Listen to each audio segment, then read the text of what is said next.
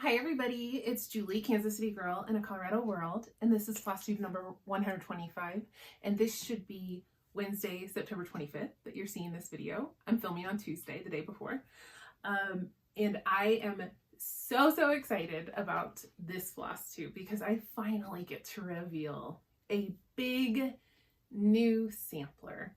I've also got some other really big finishes, but this one is the big one.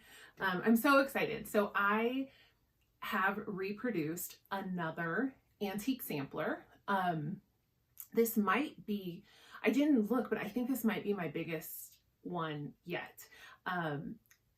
The stitch count is like 283 by 331, somewhere in that ballpark. It's a big sampler, and I'm so excited to show you. I spent all summer stitching this sampler, and I'm just in love. I am in love. I love this sampler. It's so pretty. It turned out so good. And the most exciting thing for me about this sampler is that I did a collaboration with Evertote and Roxy Floss Co. So this sampler is stitched on Roxy Floss Co. linen using Roxy Floss Co. threads. And oh my God, it turned out so gorgeous. So I went to the Stitch North retreat at the end of April and was able to meet the team at Evertote and Carrie from Roxy Floss Co. And we had a little discussion, and they asked, you know, would you ever want to maybe do something with us, maybe use our fabric or our floss? And I said I would love to. That would be amazing. So when I got home, I was looking through my sampler collection, trying to decide like what might work, and this is what we landed on.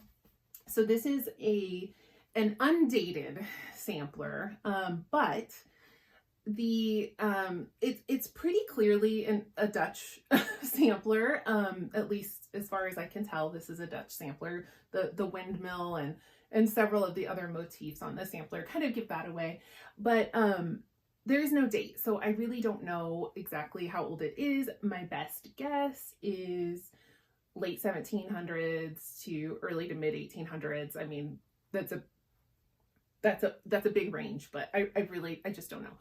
But based on like the materials and the style, that's my best guess. The original is stitched in silk on a very fine linen, and there was a set of initials here in the center cartouche, but due to thread loss, I couldn't make out anything. If I'm inserting pictures of the original sampler here, you might see there was like a little bit of a letter, maybe like an M over here, but otherwise I couldn't make out anything. So I left that blank. You could customize that, but I think it looks pretty great even just blank as is. This is called the Rabbit sampler because of these two little rabbits here at the bottom, which is part of why I just fell in love with this sampler. So the linen is 40 count biscuit from Roxy Floss Co. If you stitch this on 40 count, it will fit on a fat quarter. That's what I stitched mine on. But it was my margin on the sides was like about 2.5 inches. So if you prefer like a 3-inch or a bigger margin, you might want to get a bigger piece of linen. But I was able to fit mine easily on a fat quarter. It calls for, I believe, 12 colors of Roxy Floss Co. And so I used this beautiful palette. So I charted the sampler in DMC and sent that on to Hannah at Evertote. And then she picked out this conversion for me and sent me pictures and showed me some linens. And this is what we settled on. I'm so happy with how this came out. I just think it's just absolutely gorgeous. I'm sorry if you see my eyes like tracking funny. My camera is usually over here, but for some reason I flipped my phone upside down, so I'm having trouble because it doesn't matter. I keep trying to track to the wrong side of my phone. So sorry if I look a little wacky. Anyway, I'm so happy with how this came out. I think it's just absolutely gorgeous. It was so fun to stitch. Like every stitch was just incredible. The linen, like this is some of the most scrumptious linen I have ever stitched on. So again, the color is called Biscuit. It's this beautiful neutral with almost like a little bit of a peach color to it. So anyway, this is, I feel like I'm forgetting something, but hopefully I get all the important details here. So this sampler will be available through the Evertote website. They are going to have floss packs, fabric and floss packs. You can get the chart as a PDF separate and kit it up yourself, however you prefer. But the most exciting thing is that for the first time ever, Hemlock and Rye Stitchery chart will be in print. Evertote is going to print some physical charts for this sampler. So that's something I've just not pursued prior to this. But Caroline was like, hey, we can like easily do this. And I was like, all right, let's do it. It sounds wonderful. So they are going to have paper chart copies of the rabbit sampler. So I'll link all that below. Go to the website and you can purchase chart, floss, fabric, whatever you need. Of course, I am partial to the called for floss and fabric because I mean, look at this. It's just gorgeous. This is just the most beautiful neutral fabric. I really, really loved stitching on this fabric. And of course the floss was wonderful. There's just lots to discover, lots of little motifs, little animals, little cherub angels, funky florals, just all sorts of good stuff on here. I am so happy with how this sampler turned out, and I hope that you love it as much as I do. It's a big sampler, but it's doable. Like I said, it took me about 2 months to stitch this, and that was not like daily stitching. I took like a week off here and there while we were traveling, while I was waiting for floss, things like that. So like it took me 2 months maybe total, but not 2 months of total stitching. Of course, I was focused pretty hard on this sampler because I wanted to see it to completion. Yeah, it's big, but it's doable. It really is. And I don't know. I hope I'm not forgetting anything. If you have any questions about the sampler, just let me know. Hopefully I've covered all the bases. I feel like just kind of out of sorts. This will be available through Evertote exclusively for now. At some point, I'll put the PDF up on my Etsy shop, but for now, just go to Evertote and get it there. There is a DMC conversion provided in the chart if you did skip out on the floss, but I would really recommend that you get the floss because it's good. It's good. Okay, so that's the rabbit sampler. That's the big finish that I've been sitting on secretly for ages now. All right, but I finished some other stuff since my last video, and I even fully finished some of it. So I am on a mission to get my finishes fully finished. I actually will have another video coming at some point where I'm going to go through all of my finishes, and then I'm going to insert clips of me fully finishing.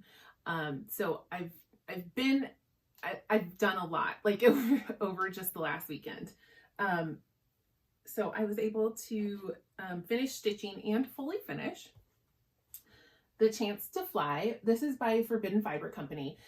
This was a kit, and unfortunately it is sold out. I don't know if Leanne at Forbidden Fiber will release like just the chart where you could kit it up yourself, or if it will like forever be unavailable. I'm sorry, I really don't know. But it was a kit. It came with the fabric and the floss and the chart. It came with a needle minder, and it came in a really cool project bag.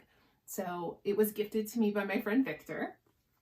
And I just, like, as soon as I saw it, I was like, I need to stitch that right away. So I started it like pretty quickly after I received it.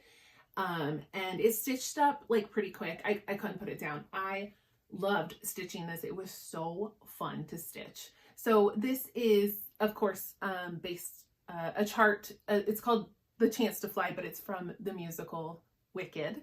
And it's from the song Defying Gravity. If you can't see it, it says, "Look to the western sky.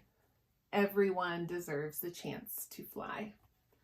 And it's used, it was stitched with Forbidden Fiber Company floss on their, I think it's 28 count or 32 count even weave. And I loved stitching it. I found this frame at the thrift store and it just fit absolutely perfect. It was a home interiors, like printed picture. Do you guys remember home interiors? My mom was a home interiors rep. So, she loved doing it. But what I remember about home interiors were the candles, like that smell. Like I could like smell it right now and be like, that is home interiors, that like mold berry spice smell. Anyway, this was a home interiors print, but it is now a lovely frame for this finished piece. So then I had another really big finish. Unfortunately, I haven't found a frame for this one yet, so I do not have this one fully finished, but I did finish my Snooty Parrots by Barbara Anna. This was a very old WIP for me. I think it was from 2017 or 2018, one of my oldest. So this is Snooty Parrots. I did make some big changes, which I've discussed previously. But I made this a Gilmore Girls themed sampler. So a lot of it is as charted, like the border, the alphabet, these beautiful floral motifs. These are all like the called for. But then I customized Adam and Eve to be Luke and Lorelai. I totally changed the words on the sampler to be a quote from Lorelai. And then I completely recharted all of this right here. So at the bottom, these two floral motifs were original, but I took out the house, I think it was a house, and I made the gazebo from Stars Hollow, and then I did Logan and Rory, and the Life and Death Brigade, and Omnia Paratus, the umbrellas, dragonflies with Dragonfly Inn. If you are a Gilmore Girls fan, this will make sense. If you are not, you don't know what the heck I'm talking about right now. But I think even if you're not a Gilmore Girls fan, it just works overall as a sampler. So there is my huge finish on Snooty Parrots. I stitched this on 40 count Stars Hollow blend from R&R Fabrics. Or R&R Reproduction Fabrics. That is where the inspiration came from. I got the fabric. I had the chart, I got the fabric, and then I was like, Stars Hollow like blend, that's so cool. And then I was like, maybe I could like change a few things and make this more like a Gilmore Girls sampler, and that's where like all the inspiration came in. So I did not use the called for floss. I used silks from Stash, but I used like the same colors. So like, you know, the red and the pink and the green, like it's in the same tone. So it's the same overall look. So there is my big finish on Snooty Parrots. I will kind of come in close so you can get a good look at that.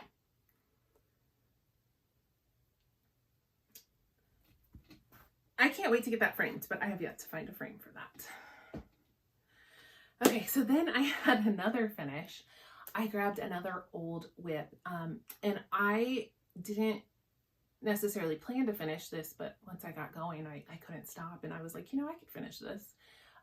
So I just kept going. So I was trying to get old works in progress that hadn't been worked on in ages, but also like that maybe I had like just a tiny start, like things that maybe I started for like a stitch along or something, and I only worked on it for a day or two, and I just didn't ever get back to it. So I went through my like fall and Halloween WIPs that had like really small starts.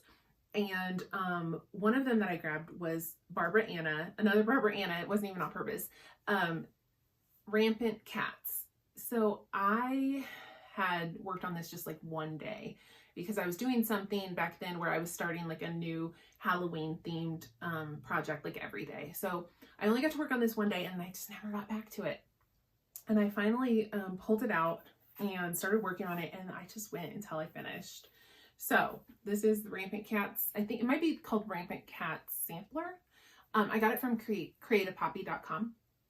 They sell Barbara Anna charts as PDFs. And I used the called for DMC floss for this. And this is a 28 count or 32 count even weave that I tea and coffee dyed myself. I love this color palette. I love how this came out. I will try to insert a picture of like what I had started when I picked this up, and then I just stitched on it until it was finished. I think it took me about 6 days of like pretty intense stitching to get the finish, but I love it. It came out absolutely fabulous. Haven't found a frame for that one yet either, but I hope to find one soon. And then I have one more finish. So the needlework marketplace, the online needlework marketplace happened a couple weeks back. And one of the charts that I had to have was the Kathy Barrick tombstones. So these, this was Kathy's one of her new releases for the marketplace. And what I really liked about these was that she found these tombstones at Michael's, and then made the designs to fit on them. And I thought, oh, that's so cute. So I went to Michael's and I got the tombstones, and then I got the chart. And I was like, well, you know, let me go ahead and actually like get this done so that I can display this for this season. You know, I spent the money on the tombstones, I might as well. So I did. I finished them. So of course this one stitched up real quick. This was just like a one night and the next morning, and I was able to finish this one. This one takes a little longer. It is full coverage. I decided to dye some fabric to replicate the sky so that I didn't have to actually stitch the sky. Because if you can see, this is stitched on like a gray linen, and this is all full coverage stitching. So I did like cheat a little bit by dyeing fabric so that I didn't have to stitch that sky. But then when I got into it, I decided to change the colors. So I will explain that. But these came out so great. So here are my tombstones, my finishes. So you can, if you're looking for these at Michael's, they look like this. They have, I think there's like 4 different styles of these tombstones. You need the Ichabod Crane or the Dracula ones, because they have the flat, they're the ones that have like the flat bit. The other ones won't fit on the other ones. So those are the 2 you need to look for. They're identical, so you could get like 2 Ichabod Cranes or 2 Draculas, whatever, it doesn't matter, but that's the tombstones you need. So yeah, I changed the colors on this one. I kept it kind of similar, especially like to the cover photo. Mine's not really much different, but I think my gray is like a little more of a blue gray instead of like a drab gray. But otherwise, you know, I use like the same gray tones, you know, the same idea. Gosh, those came out so great. Now for the other, I did go a little wild. So I wasn't using the called for like NPI or DMC. I was stitching from stash. I just grabbed like my bin of color and cotton and just started pulling stuff. And so I did go a little rogue on this one because I didn't quite have the right colors. And then I was like, well, I don't know, maybe I want to make mine more colorful. So mine is quite different. So you can see like the fabric I dyed myself. There is a sparkle to it. I don't know if it's showing up on camera, but it is like it's a 20 count Aida with like a sparkle to it. So my tombstones aren't very different, but then I got to the ground and I was like, well, maybe I'll do mine more like as a grass. So I went and picked some greens. Well, then I couldn't do my snake green, so I made my snake purple. And then I was like, well, since I'm changing colors, I might as well keep going. So I changed, you know, all the colors at the top as well. So mine is quite different, but otherwise, like it's Kathy's design. I just changed the colors a bit. And I love it. I think it came out so great. I love the fabric I dyed. Unfortunately, I only had like a little piece, just the right size for the chart. So I don't have any more of the fabric. I just had what I had, but it came out so wonderful. So, those are so fun to stitch. And I've got 2 fully finished objects to display for Halloween. Okay, I think that's all my finishes. Yeah, that's all my finishes. Okay. So I also worked on a couple things. So, you know, I was talking about how I wanted to grab like some old whips that I hadn't worked on in ages, where I only had like a little start. So one of those was Away We Ride from Blackbird Designs. I think this was a whip from, I think it was from 2018. For me, it was from 2018 that I had started it. And I had stitched like quite a bit of the house, but not all, but I had like a little start on the house. So I got this back out and I made some really good progress on this. I did not finish it, but I did make some good progress. I am stitching this on 36 count R&R reproduction linen in the color Plum Street Blend. And I did, I finished the house where I had the house like maybe 2/3 done. So I finished the house and I stitched all the way over to the outer border. I just basically wanted to get at least all the color, like a length of every color in. So I think I got all the colors that are called for in the chart in to this. So there it is. Like I said, that house is done. And then I got all the way over to the border.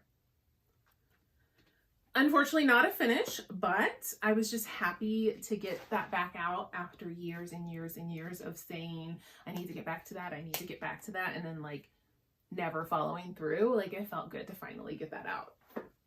Another thing I had worked on was the Owl Forest Embroidery, what's it called? Snail Houses Pumpkin. So this was a series, I think there's 4 snails carrying their houses. And they have different, they might be even like seasonal, because I think one is like a spring lily or something like that. But this is the pumpkin, so it's like more the fall, autumn. And this was a kit, so it came with the floss and the fabric, the needle minder, all that. And this is where I'm at on Snail House Pumpkin. It's fiddly. You can see like there's a lot of little patterns. It's really fiddly, but it's easy. Like, and it's stitching up quickly. Even though it's like a fiddly little pattern, it's once you like figure it out, it's pretty easy. It's pretty easy to stitch up. So this has become kind of like my car downtime project. Like if I have to wait in the car for 30 minutes for something or other, like this is kind of what I'm grabbing to take with me for stitching.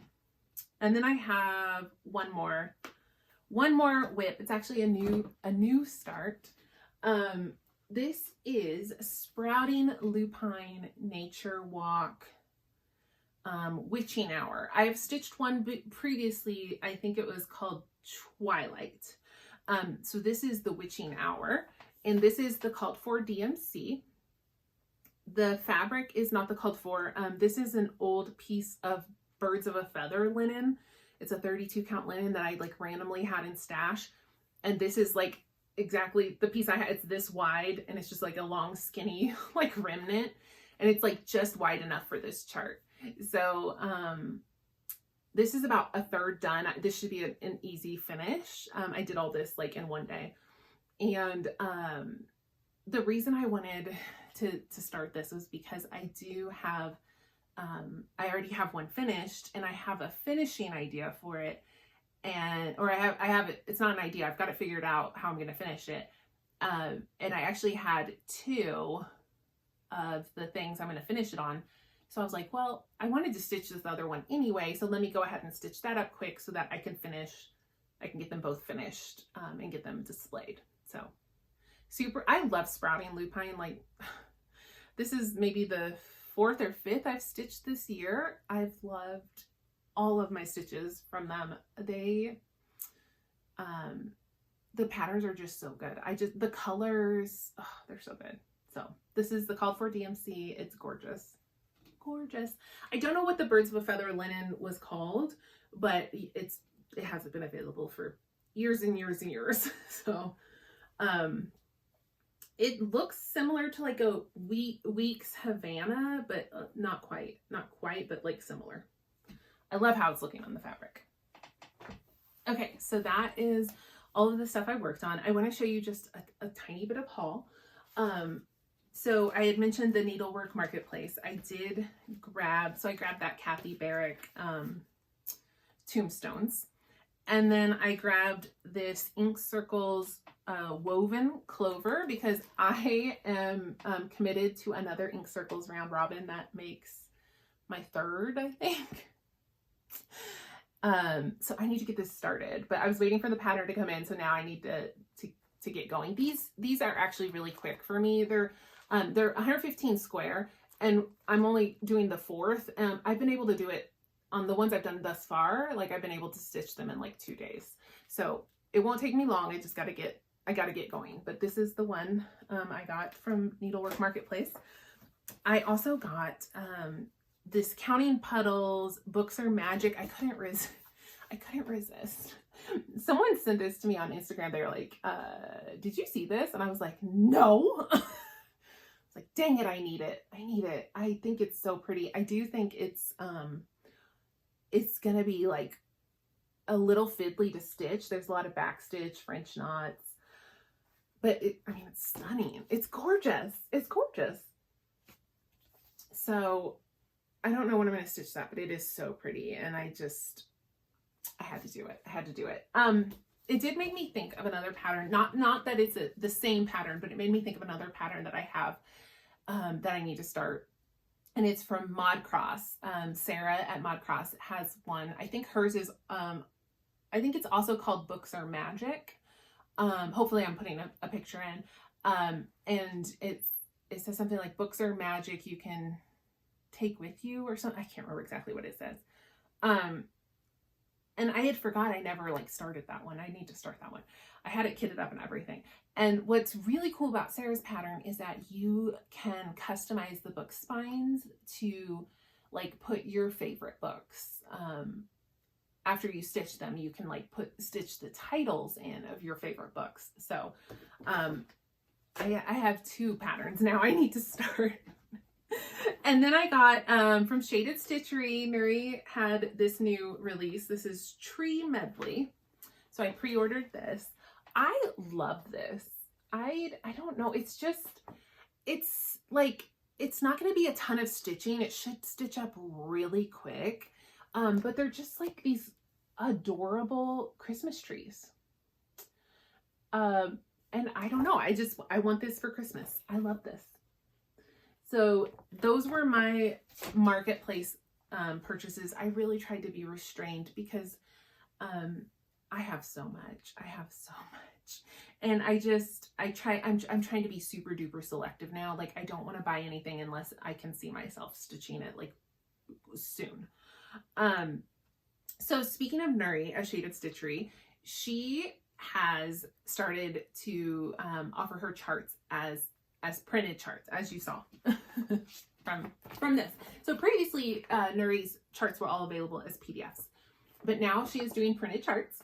So she contacted me and a few others too, but she said, hey, just to like promote that my charts are available as printed charts now, can I send you a chart to do like a giveaway on your Flosstube channel, and then just pick one for yourself as well. And I was like, yes, of course.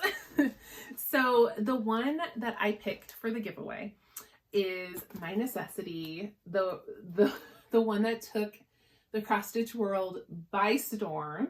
Was that last year or was it the year before? It might have been last year. Oh God, this is a good chart. This is a good chart. I love this, and I still need to start this. So this is the one I'm offering for giveaway. So if you would like to a chance to win this chart, just say, what should we say? Just say I would like to stitch my necessity. My necessity. I know that could be a little bit challenging to spell. But my necessity right there. Hopefully you can see that. And please, I'm so sorry, but please can we limit this to people who live in the United States, simply because I cannot get to the post office during business hours, and I don't, from the self-serve kiosk, I can't ship international. So I'm so sorry, but please, US only for this one. But if you would like to get like a PDF from Nuri, you can still get this one as a PDF on her website, shadedstitchery.com. And if you win this chart and you would like to do a stitch along with me, let me know, because I have been meaning to stitch this forever. So ever since it came out, because it's gorgeous. So if you want to do a stitch along with me, let's do it. Nuri was at Stitch North in April, and we got to hang out. We were table mates, and she was lovely and wonderful. But what was so exciting at Stitch North was a bunch of people had stitched this, because it was originally offered through Evertote, and it's charted with Evertote floss. I don't know about fabric, but definitely floss. Oh, and fabric. Yeah, it's stitched on Panettone. So a lot of people were at the Evertote retreat, and they had gotten this through Evertote. So a lot of people had stitched this, and so they brought it with them, and it was just really nice to like see all the love like for Nuri for this beautiful pattern. So anyway, if you want to stitch this with me, let me know. The one I picked for myself to keep, I'm not giving away, I picked it for me, was the Black Butterfly Sampler. So I already have most of her charts as PDFs, but I hadn't picked up this one yet. So I went ahead and had her send me this. It's gorgeous. So that's that. Thank you, Nuri, for sending those charts for me and for a giveaway. All right, I am going to move on to books, I guess. If you were just here for stitching, you can leave now and you're not going to miss a thing. I'm just going to talk about some books, and then I'm going to end the video. So thank you for your time. If you want to hear about some books, let's talk about some books. So once again, I've read a whole bunch of books. I'm going to try to go kind of quick. I'm just, this time of year, I love to just like buckle in and read. I've been watching TV too. Like I've watched, oh my gosh, have you guys watched The Secret Lives of Mormon Wives on Hulu? Because that show had me in a chokehold for like the 2 days it took to binge it. And then I couldn't stop thinking about it. I still think about it all the time. But anyway, I do watch some TV, but I'm just like less into TV and Flosstube this time of year. And I just really want to read. So I've been reading a lot. Okay, so I read Happenstance by Tessa Bailey. This was a book that came out like during the pandemic. I remember, I think it was, I don't know if it was 2020, but like she wrote it during like lockdown basically. And this is one that like people don't talk about. So Tessa Bailey writes really like smutty, spicy, like rom-coms. And all of her books are usually like mass marketed, like you can get them at like Walmart, Target, any bookstore. And this one wasn't like, I remember like I really had to hunt to find this book, and I might have even ended up having to order it online eventually. And I was like, why can't I find this book? Like, what's going on? And then all the books she's published since, like at the front, where an author will list like all their books they've written, this one's never listed. And I was like, how can, like, is she ashamed of this book? Why doesn't she claim this book? Once I read it, I get it. It's not like a typical Tessa Bailey book. So this is like kind of like a self-published little like indie novel that she wrote, I think just for fun. And it's not on par with like her standard offerings. So I think she kind of like keeps it like off to the side. Now, that doesn't mean it's bad. It's actually like super fun and it was a great ride, but it is not like that quality maybe that you might expect. There's not really a plot. I mean, there's like a semblance of a plot, but like really this book is just about the smut. So it's basically like, instead of writing like a contemporary romance, it's like if Tessa Bailey wrote erotica, which is just like, let's just jump right in. Let's get to the smut. That's what we're all here for. So it's also reverse harem. So it's like one woman and three men. And none of it makes any sense. It's insta love, like instant attraction. It's totally ridiculous, but it is fun. It is a good time. I actually loved it. But I just have to caution, like if you like have read Tessa Bailey and you read like It Happened One Summer, which I think is her most popular book, and you just loved it and it's so cute and fun, and it's a great book. I love that book. If you're expecting like a book like that's, you're not getting that from this. It's really short. It's like 268 pages. It's just smut, but it was good. It's good. It's good, fun smut. I had a blast. Okay. I do recommend it if that's what you're looking for. Okay. So then I read God Killer by Hannah Kaner. So this is a departure for me a little bit, not really, but like, this isn't my typical romance that I've been mostly reading lately. So this is just straight up fantasy, but I would call this more almost like a cozy fantasy and not like a high fantasy. And that it's just a little more accessible. It's not dense. It's not really long. But it's super well done. This book, I've heard nothing but good things about this book. That's why I picked it up. That's why I wanted to read it. And it was fabulous. So, this is in this land, there's a God killer, right? So there's, God, how do I describe this? And I don't want to get like into super in-depth like descriptions on all of these either. This is it's like a journey of kind of a found family. Well, they don't start as found family, but like this group of people kind of come together, become like a found family. But basically there's a little bit of like a quest that happens. So like just classic fantasy tropes. But there is primarily a woman who is a god killer. She's able to kill gods. In this world, gods are not necessarily like a good, well, I don't know. I wouldn't say they're not good or they're not bad, like they're strictly bad, but gods are worshipped and given power in this world. And in this particular country, the king has decided that the gods don't deserve like to have the power. So he is trying to eradicate gods from this country. So there is a woman who is a god killer. She is able to hunt and kill the gods. She ends up on a little bit of a mission and meets up with some other characters, and that's where the story goes. There's a second book. I don't know if there's going to be a third. I feel like there's maybe a trilogy coming. Yeah, I don't know what, like I said, I don't want to go like too into the weeds, but I mean, it's good. It was really good. It's just done so well. It's super easy to read. It's entertaining. It's not too long. Like this book was 288 pages. 200. Yeah, I thought it was longer than that. Yeah, this is not a long book. So it's a quick read. Written really, really, really well. The characters, the dynamics, like it was all done really, really well. So I love that one. Remember not to throw those on the ground.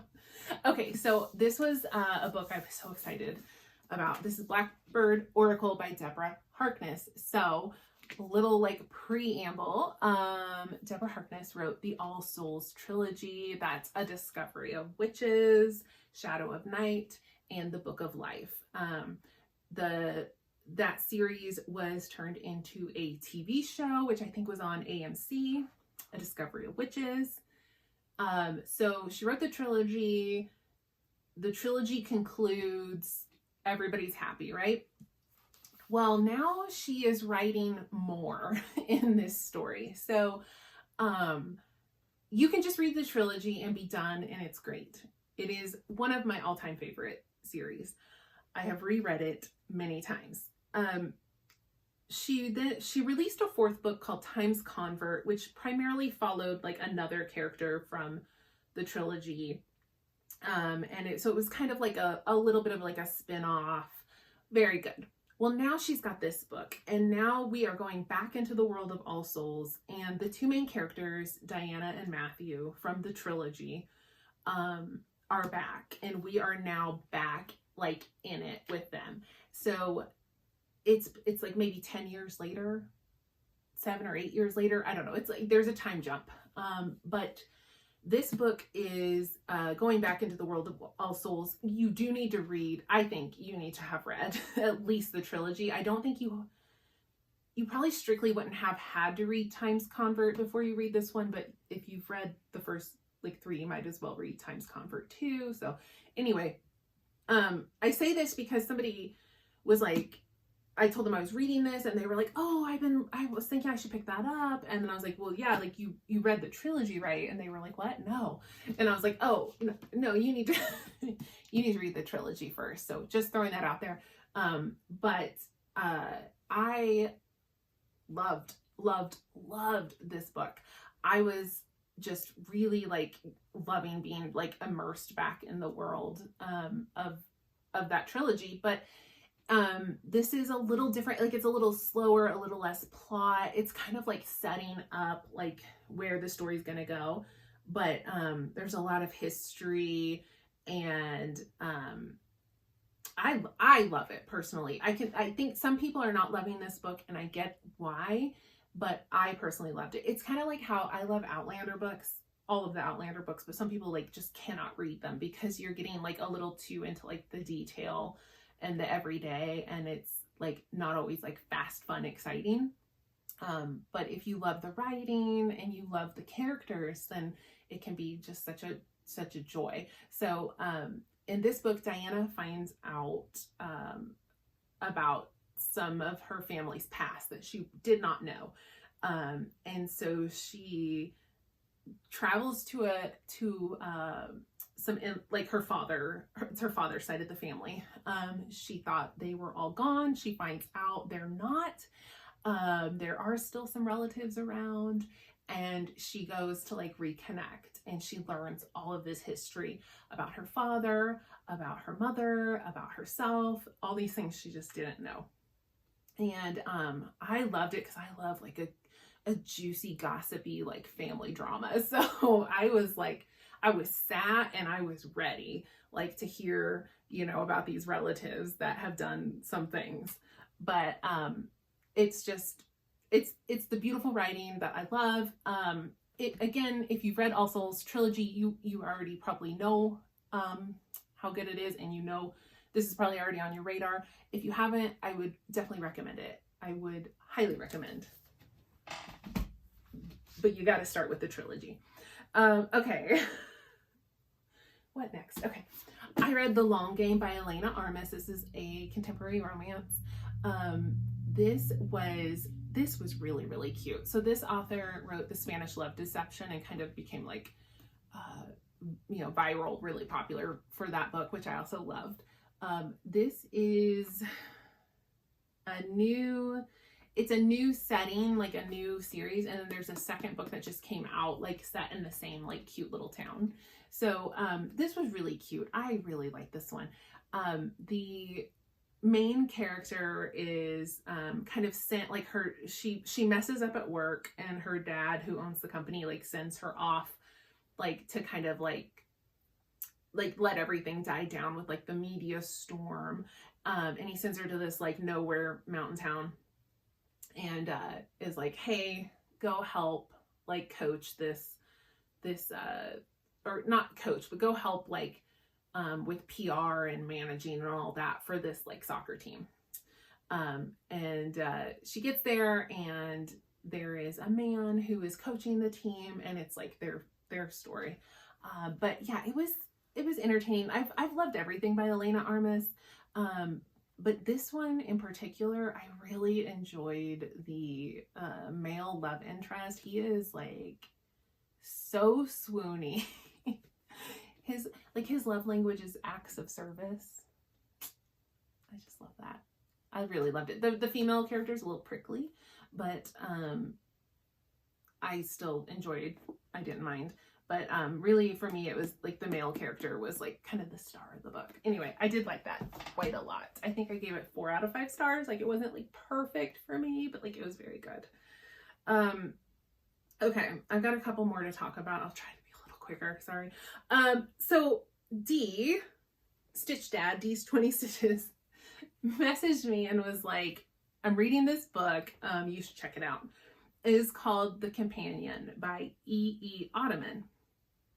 And D is like, it features like trans characters and it's super smutty and I think you would like it. I was like, say less. So I went and I looked, it was like very affordable. I think it was like $3.99 or $4.99 to like get the ebook. So I grabbed it. And this was such a like delightful little romp. So this book, so the book features 3 trans characters who end up in kind of like a polyamorous like situation. There is no plot. It is all vibes and all smut like that. Like the book is like, that's the point of the book, right? So like the way I think I was reading a review, and the way one of the reviewers explained it was like, you know, trans people deserve like silly fluffy stories too. Like, our stories don't have to be like the struggle and like sorrow and sadness and like, you know, like we could just have a light, fun, like silly story too. I guess I shouldn't say the story is silly. That's not quite right. It's not silly, but it's just like a joyful story. Like it doesn't, like, everything doesn't have to be so serious. So it's literally just like 3 people like kind of just getting it on without anything really terribly horrible or awful happening. It's nice and short. It was a really quick read. The spice does hit and then it does not stop. So it is definitely like, it is a spicy novel. But it was a great time. I had a great time. Thank you for the recommendation, Dee. I did love that book. I don't know if I have anything else to say. Oh, I know what I want to say. The setting. It's like, I think it's upstate New York. It's got like I think it's like fall, autumnal time. It's a little bit gothic, but it's not set in like a gothic time. I think it's set in like the 1940s, maybe 1920s, somewhere like 20s, 30s, 40s. So it's not gothic, but it's got a little bit of like a gothic vibe. They're in like kind of secluded at a country estate, and you know, it's kind of got those like fall vibes. So perfect book for this time of year. Okay, so then I read another book for this time of year that truly was a gothic. I read The Cruel Dark by B. Northwick. Sorry, I had to look at my note. B. Northwick. So this was an Instagram targeted ad. They showed me this and they were like, I don't know, it was just an ad that was like, here's the vibe, and it showed like some beautiful imagery, and I was like, okay, why not? And I went and looked. It's on Kindle Unlimited. I have a Kindle Unlimited subscription. Like, let's check it out. So this is a gothic romance. And it was, you know, it wasn't perfect, but it was short, easy to read, entertaining. Like, I did enjoy my time with it, but it wasn't like blowing me away. It didn't really do anything new, like, for the genre. Like, if you've read Rebecca, like, by Daphne du Maurier, which, God, I love that book. Like, it feels like a cross between like Jane Eyre and Rebecca. It's not reinventing the wheel, but it was a good time. Like, I would say I gave it like 3.5 out of 5 stars. Like, it was a good time, but I also like kind of forgot it immediately after I finished it. Okay, so then I read Check and Mate by Ali Hazelwood. So I love Ali Hazelwood. She writes romance, contemporary romance. I'll buy anything I buy everything she releases. This was her one and only, I think, young adult romance. So I was kind of like, I don't know, like, because she, her adult romance is like very spicy. And I was like, I don't know, I'm a little less interested in this one, but I kept hearing like this was really well done. So I finally decided like I would go ahead and read it. I will say I think this book is a lot less romance and more just a coming of age, like young adult story. There is some romance in it, but you really don't get it till like towards the end. And it's not the focus. Like the focus of the book is this woman like coming into her own. So it features a chess setting. So the main character has had enjoyed playing chess, had been really, really, really good at chess, and then had like a family tragedy and stopped playing. She ends up like several years later, she kind of gets roped into like a tournament on a whim, like from a friend, and she's like, oh, fine, this one time I'll do it. She's like, I don't play chess anymore. So she plays and she beats this guy who's like the chess champion and has like, nobody has beaten him in like years, basically. And she just like out of nowhere comes in and beats this guy. So then she's like this new sensation in chess, and she's like, no, I don't even want to play. I don't even like chess. And people are like, no, you have to play chess. Like you're too talented. So they make her like a deal she cannot refuse, and she falls back into the world of chess. So there is a love story between her and the chess champion of the world. But again, primarily it's about her like coming to terms with what happened in her background and just kind of growing and developing as a person. So I thought it was wonderful. Like it's written well. It's quirky, it's funny, it's fascinating. Like if you enjoyed like The Queen's Gambit on Netflix, that show, or the book was good too. Like this is that vibe for sure, but I find chess fascinating. I know how to play. I'm not any good at chess, but I do find it fascinating. So you get that like chess setting, which is really fun. But yeah, I mean, it was great. It was wonderful. Again, I would say less romance and more just a coming of age story. The romance really doesn't even show up till like the last like fourth of the book. Okay, what do we got? Two more. Okay. I read A Love Song for Ricky Wilde by Tia Williams. So this is her second major romance publication. Her last one was 7 Days in June, which was like one of my favorite books of the year when I read it. Was it last year or the year before? It might have been last year. That book is so good. 7 Days in June by Tia Williams. Highly recommend. This one I haven't heard a lot of buzz about it, and I've heard kind of like middling like reviews on it, and I think I know why. So it's not bad. It's not bad. Tia Williams is a fantastic writer. The problem with this book is that it's completely mismarketed, and I'm going to tell you the truth. I'm going to tell you the truth right now because I don't know why they don't want you to know this.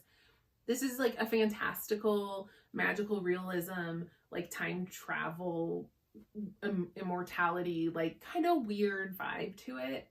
And they don't tell you that in the marketing. If you read like the blurb right here, you would not know this. But the love interest is from like the jazz Harlem Renaissance.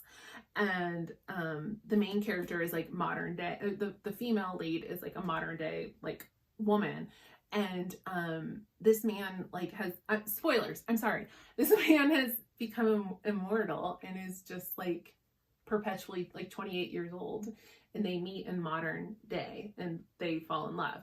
But like, that is a premise that I think is hard to wrap your head around if you don't like know going in. Like Ashley Poston writes novels that have this like weird fantastical element to them, but like, you know, going in, so it's like not like a surprise, and you kind of know what you're in for. Like, I need to suspend my disbelief and like just enjoy the ride. This novel, for some reason, they were like, let's not tell anybody this is gonna happen. Let's just act like this is just a like normal little rom-com, and it's just not. So I just think it's a really weird marketing choice, and I'm not sure why they did that. And I know when I read the reviews, like people, because after I like read a book, I'll kind of skim the reviews to kind of like clarify my own thoughts on it sometimes. And people were like, wow, if I had known this was like magical realism, I don't think I would have picked it up. Like, I'm not the person, this isn't my jam. That's not what I like. I'm not the person for this book.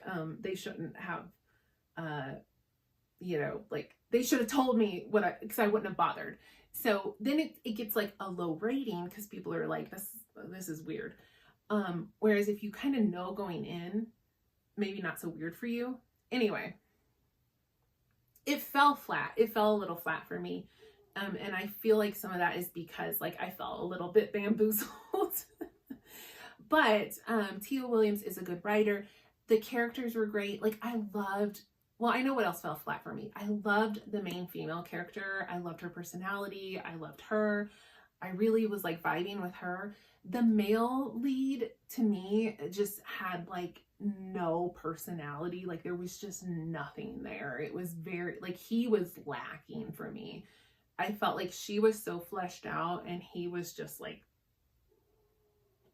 he had nothing. He was giving me nothing. So it was hard for me to like care a whole lot about the love story.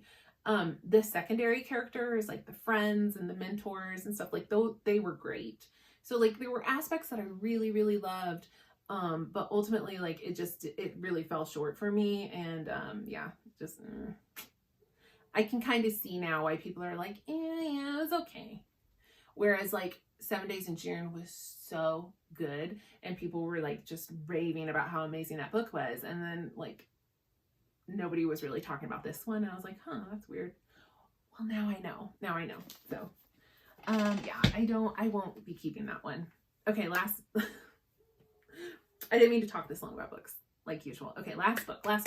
I read Daughter of No Worlds by Carissa Broadbent. This is like an epic romantasy fantasy romance novel. So this is a series I've just been meaning to get to, and it is on Audible Plus. So if you have an Audible Plus membership, this trilogy is included like in your membership. So you don't have to like use a credit or pay more. You can just listen to this. So I finally got around to doing it because I was really in the mood for a romantasy. So I was like, oh, let me start this one. And this I really enjoyed. It's not like all-time top tier fave, but like solid, like 4.5 stars out of 5. Like, I had a good time. The characters are really well developed, well rounded. The romance is very slow burn. It doesn't not even like feel like a romance until like much later in the first book. And it's kind of like, oh, that's where we're going with this. Like, okay. And then you do get like the romance by the end of the book, but it's a slow burn. Like, they really just start off as like friends for quite a while before it gets a little bit romance. But yeah, I thought this was done really well, really solid, really good romantasy. Again, not like God tier top favorite, but like I had a really good time. I'm excited to read the second and third and kind of like see where the story goes. I don't really need to get into plot. Like, it's a romantasy. Like, there's a villain, there's a struggle, all, magic, all the things. So, okay, that's it. All right. Every time I film one of these, I'm like, oh God, I have so many books to talk about. I'm gonna like try to be quick and not talk very much, and then I just like blab and blab and blab. So I'm sorry, but I know that some of you love it, so you're welcome. All right, I will see you guys next time. Bye.